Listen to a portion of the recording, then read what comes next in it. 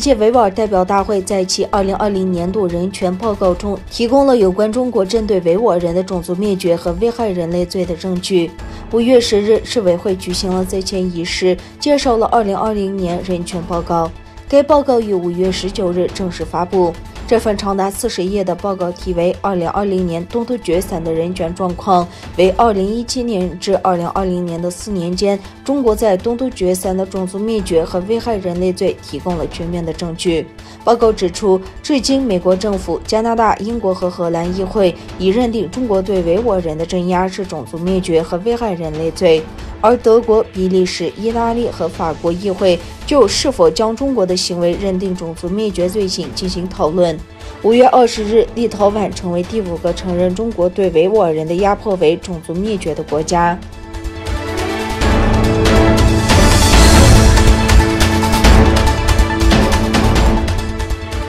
据报道，中国技术公司华为不再为荷兰主要电信提供商的核心5G 网络提供组件。这项决定可能是由于几家荷兰特勤局认定该公司为中国政府的长期业务可能对荷兰的国家安全构成威胁。仅在1个月前，一份调查报告表明，华为在10年前就可以接入 KPN 移动网络，这使华为能够窃听 KPN 网络上的电话号码进行通信，包括总理杨皮的巴尔可嫩德、中国持不同证件者和政府高级官员的电话号码。KPN 此前宣布，它将用瑞典公司爱立信的产品替换其网络核心中的华为设备。此前，美国、英国、比利时和法国还禁止使用华为制造的5G 基础设施设备。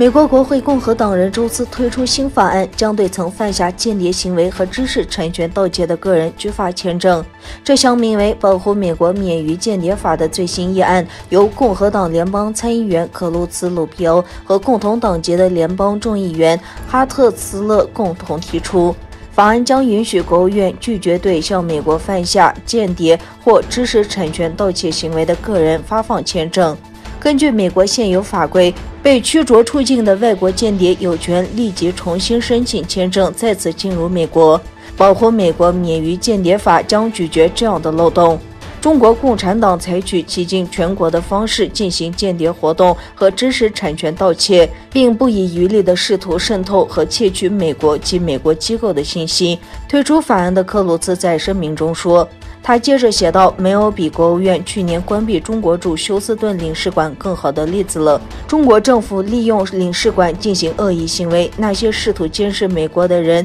及其家属都不应再被允许进入我们的国家。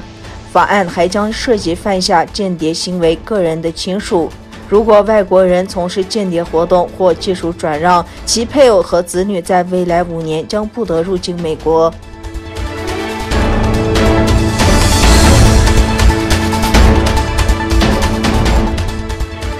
中国甘肃的白银马拉松越野赛22日遇极端天气，造成21名参赛人员遇难。据中国媒体报道，载至23日早上8时，共搜救接回参赛人员151人，其中8人轻伤，在医院接受救治。21名参赛人员找到时已失去生命体征。据报道，22日上午9时，由甘肃省白银市景泰县举办的2021黄河石林山地马拉松百里越野赛在黄河山林景区举行，共分为健康跑、21公里越野赛、100公里越野赛3个组别。据组织方公布的信息显示，比赛参赛人员接近1万人，其中有172人参加了100公里的越野赛。